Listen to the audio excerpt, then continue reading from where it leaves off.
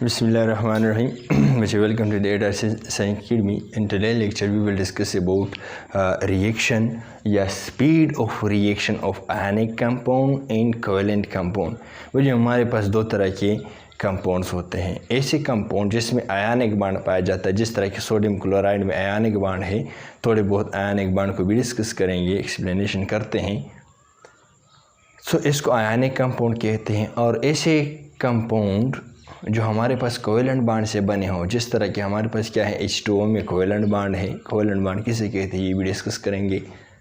लेकिन मेन हमारी जो इस लेक्चर का मकसद ये है कि हमारे पास जो आयनिक कंपाउंड किस तरह रिएक्शन करते हैं, स्पीड ऑफ आयनिक कंपाउंड की रिएक्शन ज़्यादा है या हमारे पास क्या है कोवेलेंट कंपाउंड जो रिएक्शन करते हैं, जल्द कौन से वाले कंपाउंड रिएक्शन कर सकते हैं। इसको हम डिटेल से बात करते हैं। हमारे पास क्या है, एक हमारे पास आयनिक कंपाउंड होते हैं, क्या है आयनिक कंपाउंड्स, आयनिक कंपाउंड्स ऐसे कंपाउंड्स जो हमारे पास क्या हो आयन से बने हो, जिस तरह के सोडियम पर पॉजिटिव चार्ज और क्लोरीन पर नेगेटिव चार्ज हैं। इस पॉजिटिव और नेगेटिव चार्ज की वजह से हमारे पास क्या है ये सोडियम क्लोराइड के दरमियान बांड बनता है, इसको हम आयनिक बांड कहते हैं। और ऐसे कंपाउंड को जो हम क्या कहते हैं आयनिक कंपाउंड कहते हैं। ये वो जो अगर सॉलिड फॉर्म में है। दूसरी बात यह है AgNO3 सिल्वर नाइट्रेट, जो हमारे पास क्या है इस पर पॉजिटिव चार्ज है और इस पर नेगेटिव चार्ज है, पॉजिटिव नेगेटिव, और ये भी सॉलिड फॉर्म में है। तो वो जो हमारे पास क्या है आयनिक कंपाउंड सॉलिड फॉर्म में रिएक्शन ही नहीं करता, क्या है नो रिएक्शन। यहाँ पर सॉलिड फॉर्म में ये MCQs बच्चों जहन में याद रखिएगा कि हमारे पास अगर आयनिक कंपाउंड सॉलिड फॉर्म में है तो no reaction, there will be no reaction. Simple बात ये है। और इसकी रीज़न क्या है, रीज़न भी बताते हैं।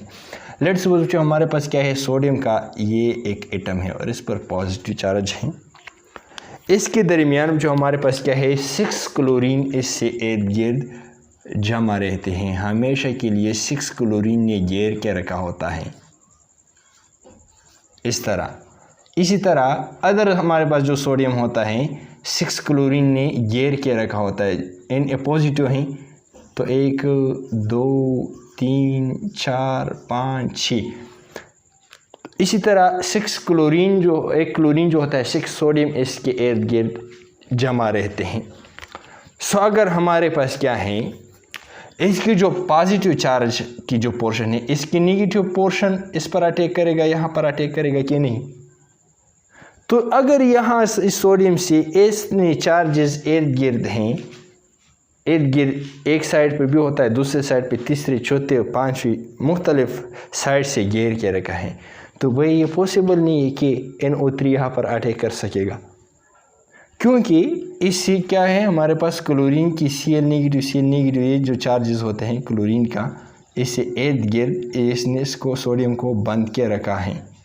इसी तरह सिल्वर हमारे पास होता है नाइट्रेट, इससे इर्द गिर्द होता है, और नाइट्रेट सिल्वर के जो एटम्स होते हैं एक दूसरे को, ये जो लेटस होता है या क्रिस्टल लेटस होता है या इसके जो क्रिस्टल होता है इसमें बिल्कुल सख्ती से बांध के रखे होते हैं, इसलिए सॉलिड फॉर्म में ये रिएक्शन नहीं कर सकता। अगर हमारे पास क्या है ये सोडियम क्लोराइड क्या है पानी में डाल दे तो ये पानी में हल होता है। अभी हमने एक लेक्चर इस पर लिया किस तरह हल होता है, इसकी डिटेल हम बात कर चुके हैं प्रीवियस लेक्चर में। Na positive plus Cl negative में बच्चों चला जाता है जब हम कहाँ पर डाल दें H2O में डाल दें, पानी में डाल दें, तो ये पॉजिटिव और नेगेटिव आयंस में चला जाता है। इसी तरह अगर यही सिल्वर नाइट्रेट क्या कर लें, यही पानी में डाल दे, यही पानी में डाल दे, यहाँ पर पानी आप ले लें और इसमें क्या डाल दे AgNO3 डाल दे, तो Ag positive plus NO3 negative में चला जाएगा।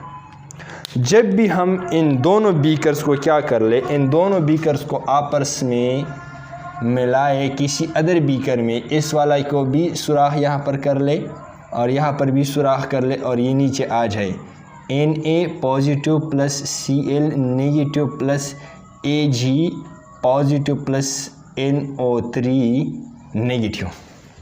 तो यहाँ पर क्या हो जाता है, तो यहाँ पर बच्चों हो जाता है एक रिएक्शन जहाँ पर हमारे पास क्या है, सोडियम ये जो पॉजिटिव चार्ज वाला स्पीशीज इसकी नेगेटिव चार्ज पर अटैक कर लेते हैं और इसकी जो हमारे पास क्या है नेगेटिव चार्ज इस पर अटैक कर लेते हैं। तो दो तरह के हमारे पास क्या बन जाते हैं,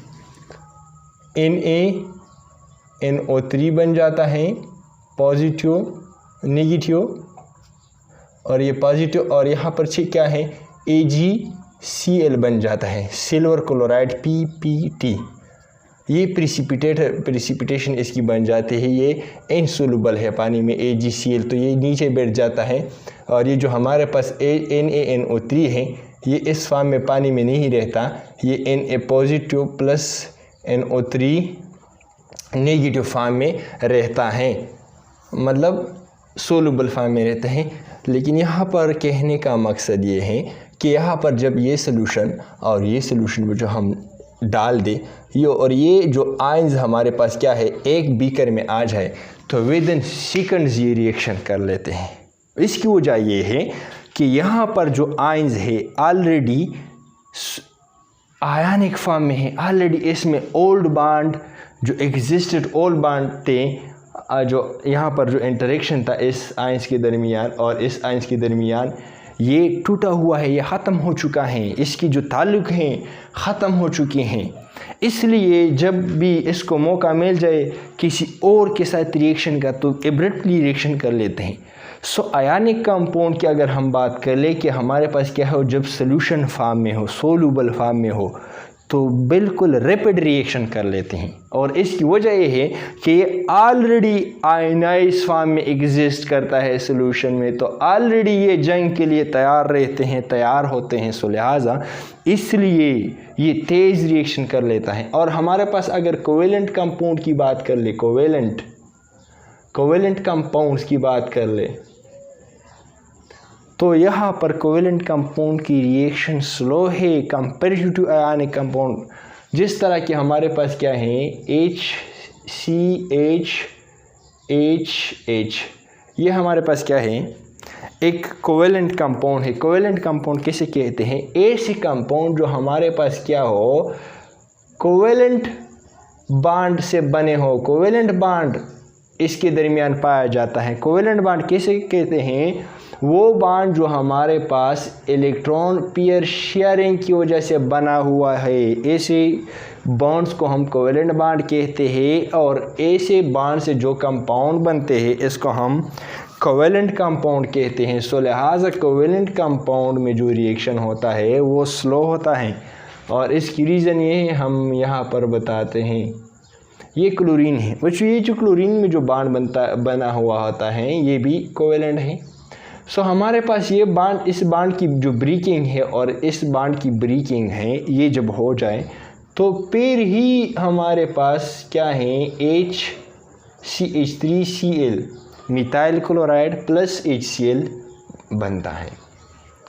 सो जब भी हमारे पास मीथेन और क्लोरीन गैस रिएक्शन कर लेता है, HCl बना लेता है और मिथाइल क्लोराइड बना लेता है।